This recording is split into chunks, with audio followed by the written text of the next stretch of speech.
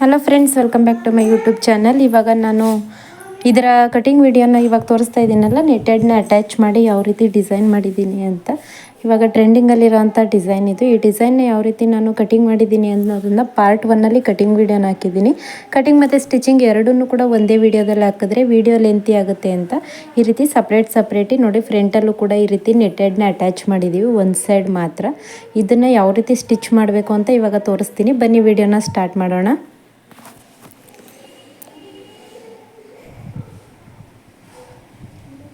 First ಇವಾಗ front ಮತ್ತು ಬ್ಯಾಕಲ್ಲಿ ಈ ರೀತಿ ರೆಡಿ ಮಾಡ್ಕೋಬೇಕು. ನಾನು ಆಲ್ರೆಡಿ ಎಲ್ಲ ವೀಡಿಯೋಸಲ್ಲೂ ಕೂಡ ತೋರಿಸಿದ್ದೀನಿ ಫ್ರಂಟು ಮತ್ತು ಬ್ಯಾಕು ಸ್ಟಿಚ್ ಮಾಡೋದೆಲ್ಲ, ಲೈನಿಂಗ್ ಬ್ಲೌಸ್ ಸ್ಟಿಚಿಂಗ್ ಮಾಡೋದೆಲ್ಲ. ಇವಾಗ ರೆಡಿ ಮಾಡ್ಕೊಂಡಾದಮೇಲೆ ನಾವು ಎರಡನ್ನೂ ಕೂಡ ಒಂದೇ ಅಳತೆಯಲ್ಲಿ ಇಟ್ಕೊಂಡು ನೋಡಿ ಈ ರೀತಿ ಕಟಿಂಗ್ ಮಾಡ್ಬೋದು. ನೀವು ಒಂದು ಸೈಡ್ ಮಾತ್ರ ಬೇಕಾದರೂ ಕೂಡ ಕಟಿಂಗ್ ಮಾಡ್ಕೋಬೋದು. ಎಡಗಡೆ ಸೇರಕ್ಕೆ ಬರುತ್ತಲ್ಲ, ಹಾಗಾಗಿ ಬಲಗಡೆ ಮಾತ್ರ ನೀವು ಕಟಿಂಗ್ ಮಾಡ್ಕೋಬೋದು. ಇವಾಗ ನಾವು ಕಟಿಂಗ್ ಮಾಡಿದ್ವಿ ಅಲ್ವಾ, ಅದನ್ನೇ ಇಟ್ಕೊಂಡು ಈ ರೀತಿ ಪೇಪರ್ನಲ್ಲಿ ಸೇಮ್ ಅದೇ ಅಳತೆಗೆ ಪೇಪರ್ನ ಕಟಿಂಗ್ ಮಾಡ್ಕೋಬೇಕಾಗುತ್ತೆ. ಯಾಕಂದರೆ ನಾವು ಈ ರೀತಿ ಪೇಪರ್ನ ಕಟಿಂಗ್ ಮಾಡಿಕೊಂಡ್ರೆ ನಿಮಗೆ ನೆಟ್ಟೆಡ್ನ ಅಟ್ಯಾಚ್ ಮಾಡುವಾಗ ತುಂಬಾ ಸುಲಭ ಆಗುತ್ತೆ. ಹಾಗೆಯೇ ನೀಟಾಗಿ ಫಿನಿಶಿಂಗ್ ಅನ್ನೋದು ಬರುತ್ತೆ. ಹಾಗಾಗಿ ಸೇಮ್ ನೋಡಿ ಆ್ಯಸ್ ಇಟ್ ಈಸ್ ಅದೇ ರೀತಿ ಫಸ್ಟ್ ಪೇಪರ್ನ ಈ ರೀತಿ ಕಟ್ ಮಾಡ್ಕೊಂಡಿದ್ದೀನಿ.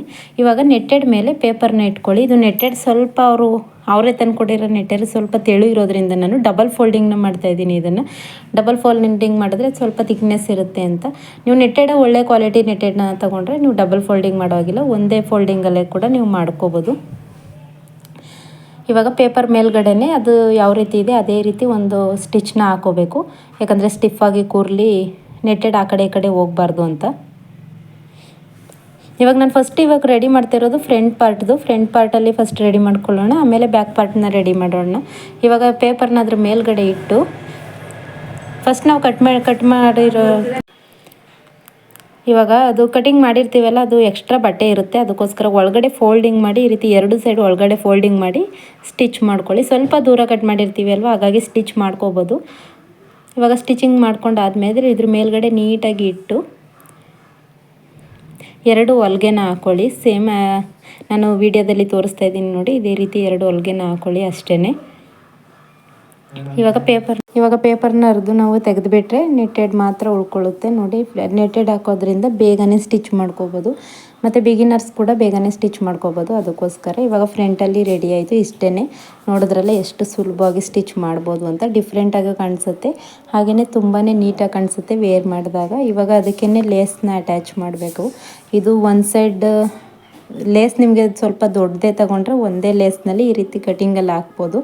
ಬಟ್ ಇದು ಸ್ವಲ್ಪ ಚಿಕ್ಕದಾಗಿರೋದ್ರಿಂದ, ಕಲರ್ದು ಸ್ವಲ್ಪ ಚಿಕ್ಕ ಲೇಸ್ ಇರೋದ್ರಿಂದ ನಾನು 2 ಸೈಡು ಕೂಡ ಹಾಕ್ತಾಯಿದ್ದೀನಿ ಅಷ್ಟೇ.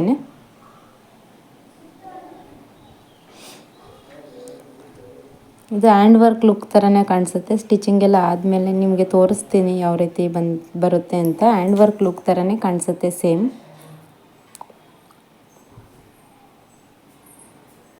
ಇವಾಗ ಅದನ್ನು ಇನ್ನೊಂದು ಕಡೆ ಉಲ್ಟಾ ಇಟ್ಕೊಂಡು ಹಾಕ್ತಾಯಿದ್ದೀನಿ. ಆಪೋಸಿಟ್ ಸೈಡು ನಾವು ಲೇಸ್ನ ಅಟ್ಯಾಚ್ ಮಾಡಿದ್ವಿ ಅಲ್ವ, ಅದರ ಆಪೋಸಿಟ್ ಸೈಡ್ ಇಟ್ಕೊಂಡು ಈ ರೀತಿ ಸ್ಟಿಚ್ ಮಾಡ್ಕೋಬೇಕು. ಬಟ್ಟೆ ಗೊನ್ನಾಗುತ್ತೆ ಸ್ವಲ್ಪ ನಿಧಾನಕ್ಕೆ ನೋಡಿ. ಇದು ಸ್ಟಿಚ್ ಮಾಡ್ಕೊಂಡಾದ್ಮೇಲೆ ಇನ್ನೊಂದು ಹೊಲಿಗೆನೂ ಕೂಡ ಮಧ್ಯದಲ್ಲೇ ಇಟ್ಕೋತಾ ಇದ್ದೀನಿ. ಇದು ಸ್ಟೋನ್ಸ್ ಇರೋದ್ರಿಂದ ಸ್ವಲ್ಪನೇ ನಿಧಾನಕ್ಕೆ ನಾವು ಸ್ಟಿಚ್ನ ಮಾಡ್ಕೋಬೇಕಾಗುತ್ತೆ.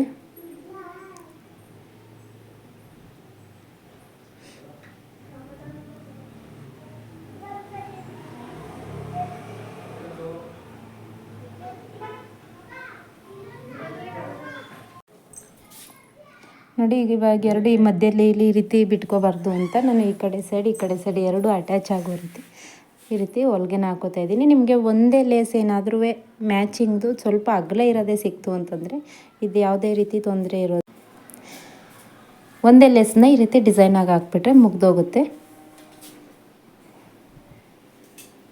ನೋಡಿ, ಇವಾಗ ರೆಡಿ ಆಯಿತು. ಫ್ರಂಟ್ ಪಾರ್ಟಲ್ಲಿ ನೋಡಿದ್ರಲ್ಲೇ ಎಷ್ಟು ನೀಟಾಗಿ ಕಾಣಿಸ್ತಾ ಇದೆ ಅಂತ. ಉಳ್ಕೊಂಡಿರೋಂಥ ಪೇಪರ್ ಎಲ್ಲನೂ ಕೂಡ ನಾನು ತೆಗ್ದಾಕ್ತಾ ಇದ್ದೀನಿ. ಇವಾಗ ಬ್ಯಾಕ್ ಪಾರ್ಟ್ನ ರೆಡಿ ಮಾಡ್ಕೊಳ್ಳೋಣ. ಬ್ಯಾಕ್ ಪಾರ್ಟ್ನ ರೆಡಿ ಮಾಡೋದಕ್ಕೂ ಅಷ್ಟೇ ಈ ರೀತಿ ಪೇಪರ್ನ ಇಟ್ಕೊಂಡಿದ್ದೀನಿ. ನೆಕ್ ನಾವು ಆಲ್ರೆಡಿ ನೆಕ್ನ ಲೈನಿಂಗ್ನ ಕಟ್ ಮಾಡುವಾಗಲೇ ನೆಕ್ನ ಈ ರೀತಿ ರೌಂಡ್ ಶೇಪಲ್ಲಿ ಕಟಿಂಗ್ ಮಾಡಿರ್ತೀವಿ ಅಲ್ವ, ಅದನ್ನೇ ತಗೋಬೇಕಾಗುತ್ತೆ. ನೋಡಿ, ಇವಾಗ ಅವ್ರದ್ದು ಡೀಪ್ ಬಂದು 11 ಇಂಚಿದೆ. ನಾನು 11 ಇಂಚ್ಗೆ ಕಟ್ ಮಾಡ್ಕೊಂಡಿದ್ದೀನಿ. ಅದನ್ನು ಮೇಲ್ಗಡೆ ಇಟ್ಕೊಂಡು ಪೇಪರ್ನ ಸೇಮ್ ಅದೇ ಅಳತೆಗೆ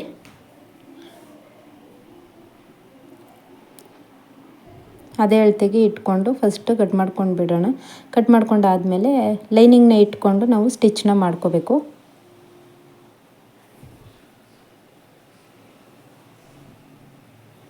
ನೀವು ಪೇಪರ್ನ ಇಟ್ಟು ಪೇಪರ್ ಮೇಲೆ ನೆಟೆಡ್ನ ಇಟ್ಟು ಕೂಡ ಸ್ಟಿಚ್ ಮಾಡ್ಕೋಬೋದು.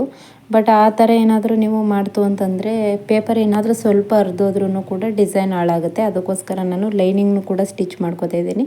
ಆಮೇಲೆ ನಾವು ಬೇಡ ಅಂತಂದರೆ ಅದನ್ನು ಕಟಿಂಗ್ ಮಾಡಿ ತೆಗಿಬೋದು. ಹಾಗಾಗಿ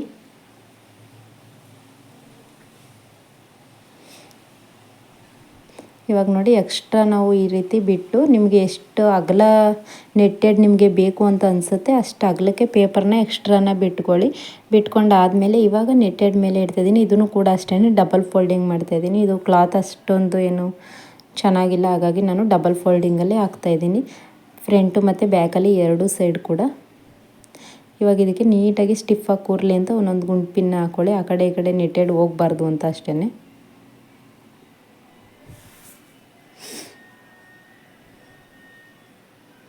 ಇವಾಗ ಇದ್ರ ಮೇಲ್ಗಡೆ ಒಂದು ಸ್ಟಿಚ್ನ ಹಾಕೋತಾ ಇದ್ದೀನಿ. ನೀಟಾಗಿ ಪೇಪರ್ ಮೇಲ್ಗಡೆ ಹಾಕ್ಕೊಳ್ಳಿ, ಲೈನಿಂಗ್ ಮೇಲೆ ಅಲ್ಲ, ಪೇಪರ್ ಮೇಲೆ ಹಾಕ್ತಾಯಿದ್ದೀನಿ.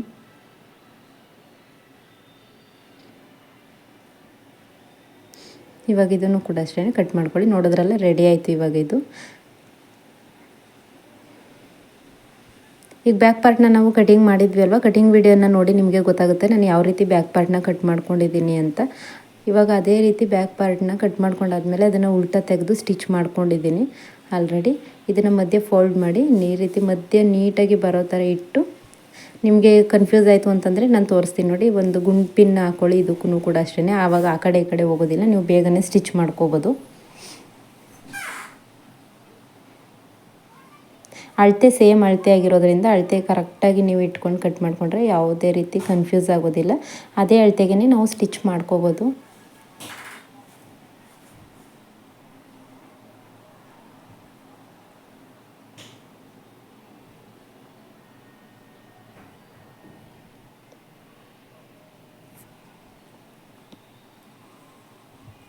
ನೋಡಿ ಇವಾಗ ಪೂರ್ತಿಯಾಗಿ ಸ್ಟಿಚ್ ಮಾಡ್ಕೊಂಡಾಯಿತು.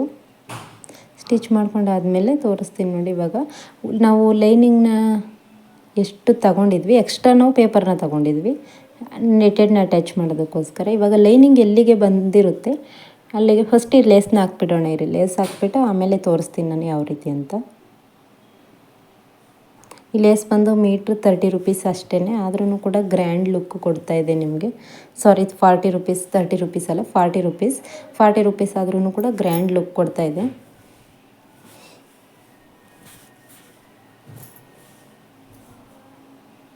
ಸ್ಟೋನ್ಸ್ ಎಲ್ಲ ಬಂದಿರೋದ್ರಿಂದ ತುಂಬಾ ನೀಟಾಗಿ ಕಾಣಿಸುತ್ತೆ. ನೀವು ಲೇಸ್ನ ತಗೋಬೇಕು ಅಂತಂದರೆ ನೋಡಿ, ನಿಮ್ಮ ಸ್ಯಾರಿಗೆ ಯಾವ ರೀತಿ ಮ್ಯಾಚ್ ಆಗುತ್ತೆ ಅದೇ ರೀತಿ ಲೇಸ್ನ ತೊಗೊಳ್ಳಿ. ಯಾವುದೇ ಲೇಸ್ ತೊಗೊಂಡ್ರೂ ಕೂಡ ಸ್ವಲ್ಪ ಸ್ಟೋನ್ ಇರೋ ಅಂಥದ್ದೇ ನೋಡಿ ತಗೊಳ್ಳಿ.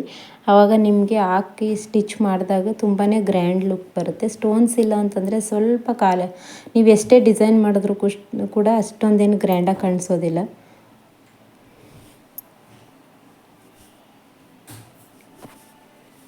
ಈ ಥರ ಡಿಸೈನ್ ಸಿಂಪಲ್ಲಾಗಿ ಇದ್ರೂ ಕೂಡ ವೇರ್ ಮಾಡಿದಾಗ ತುಂಬಾ ಗ್ರ್ಯಾಂಡಾಗಿ ಕಾಣಿಸುತ್ತೆ. ನೀವು ಇದಕ್ಕೆ ಬೇಕು ಅಂತಂದರೆ ಸ್ಲೀವ್ಸ್ ಹತ್ರ ಇವಾಗ ಬೀಡ್ಸ್ ಬಂದಿದೆಯಲ್ಲ, ಅದನ್ನು ಬೀಡ್ಸ್ನೂ ಕೂಡ ಸ್ಟಿಚ್ ಮಾಡ್ಕೋಬೋದು. ನೆಕ್ಸ್ಟ್ ವೀಡಿಯೋಗಳಲ್ಲಿ ತೋರಿಸ್ತೀನಿ ನಾನು ಬೀಡ್ಸ್ನೂ ಕೂಡ ಯಾವ ರೀತಿ ಸ್ಟಿಚ್ ಮಾಡೋದು ಅಂತ. ಬೀಡ್ಸ್ ಸ್ಟಿಚ್ ಮಾಡಿಕೊಂಡ್ರೆ ತುಂಬಾ ನೀಟಾಗಿ ಕಾಣಿಸುತ್ತೆ. ಇವಾಗ ಇದಕ್ಕೂ ಅಷ್ಟೇ ಡಬಲ್ ಸ್ಟಿಚ್ ಹಾಕೋತಾ ಇದ್ದೀನಿ. ಇದು ಸ್ಟೋನ್ಸ್ ಇರೋದರಿಂದ ಸ್ವಲ್ಪ ನಿಧಾನಕ್ಕೆ ಸ್ಟಿಚ್ ಹಾಕೋತಾ ಇದ್ದೀನಿ ಅಷ್ಟೇ.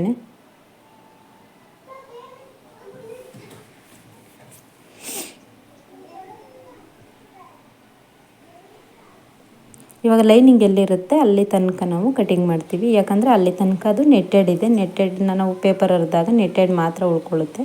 ಅದಕ್ಕೋಸ್ಕರ ಲೈನಿಂಗ್ನ ನಾನು ಈ ರೀತಿ ಕಟ್ ಮಾಡಿ ತೆಗಿತಾ ಇದ್ದೀನಿ ನೋಡಿ. ಇವಾಗ ಲೈನಿಂಗ್ ಎಷ್ಟಿರುತ್ತೆ ಅಷ್ಟು ಅವ್ರದ್ದು ಡೀಪ್ ಇರುತ್ತೆ. ಡೀಪು ಎಕ್ಸ್ಟ್ರಾ ಆಯಿತು ಅಥವಾ ಕಡಿಮೆ ಆಯಿತು ಅಂತ ಯಾವುದೇ ರೀತಿ ತೊಂದರೆ ಇರೋದಿಲ್ಲ.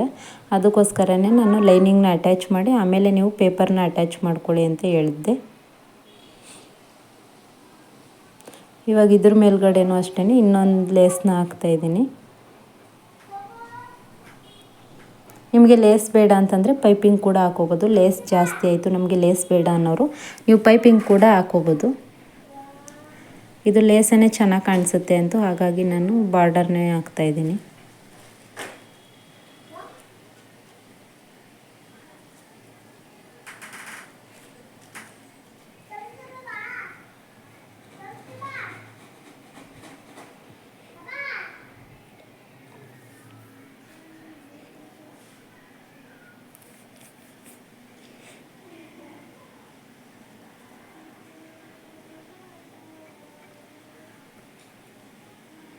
ಇದಕ್ಕೂ ಕೂಡ ಅಷ್ಟೇ 2 ಸಲ ಡಬಲ್ ಸ್ಟಿಚ್ ಹಾಕೋದೇನೆ. ಸ್ಟೋನ್ ಇರೋ ಕಡೆ ನಿಧಾನಕ್ಕೆ ಹಾಕಿ, ಯಾಕಂದರೆ ಸ್ಟೋನ್ ಏನಾದರೂ ಒಡೆದೋಯ್ತು ಅಂತಂದರೆ ಅಲ್ಲಿ ಖಾಲಿ ಖಾಲಿ ಕಾಣಿಸುತ್ತೆ. ಅದಕ್ಕೋಸ್ಕರ ಸ್ವಲ್ಪ ನಿಧಾನಕ್ಕೆ ನೀವು ಸ್ಟೋನ್ ಸ್ಟಿಚ್ ಮಾಡುವಾಗ ಸ್ವಲ್ಪ ನಿಧಾನಕ್ಕೆ ಸ್ಟಿಚ್ ಮಾಡ್ಕೊಳ್ಳಿ.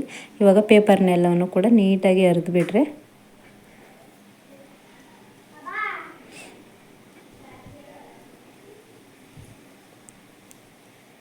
ಇವಾಗ ನೋಡಿ ಪೂರ್ತಿ ಇದನ್ನೆಲ್ಲ ನೀಟಾಗಿ ರಿಮೂವ್ ಮಾಡಬೇಡಿ. ಪೂರ್ತಿಯಾಗಿ ಎಲ್ಲವನ್ನು ಕೂಡ ತೆಗೆದಾಕಿದ್ರೆ ಎಷ್ಟು ಚೆನ್ನಾಗಿ ಕಾಣಿಸುತ್ತೆ. ನೀವು ಇದನ್ನು ಕೂಡ ಬ್ಯಾಗ್ ಫುಲ್ ಕೂಡ ಹಾಕೋಬೋದು. ಬ್ಯಾಗ್ ಫುಲ್ ಹಾಕಿ ನಾನು ಅದನ್ನು ನೆಕ್ಸ್ಟ್ ವೀಡಿಯೋಗಳಲ್ಲಿ ಆ ಡಿಸೈನ್ಗಳೆಲ್ಲನೂ ಕೂಡ ತೋರಿಸ್ತೀನಿ.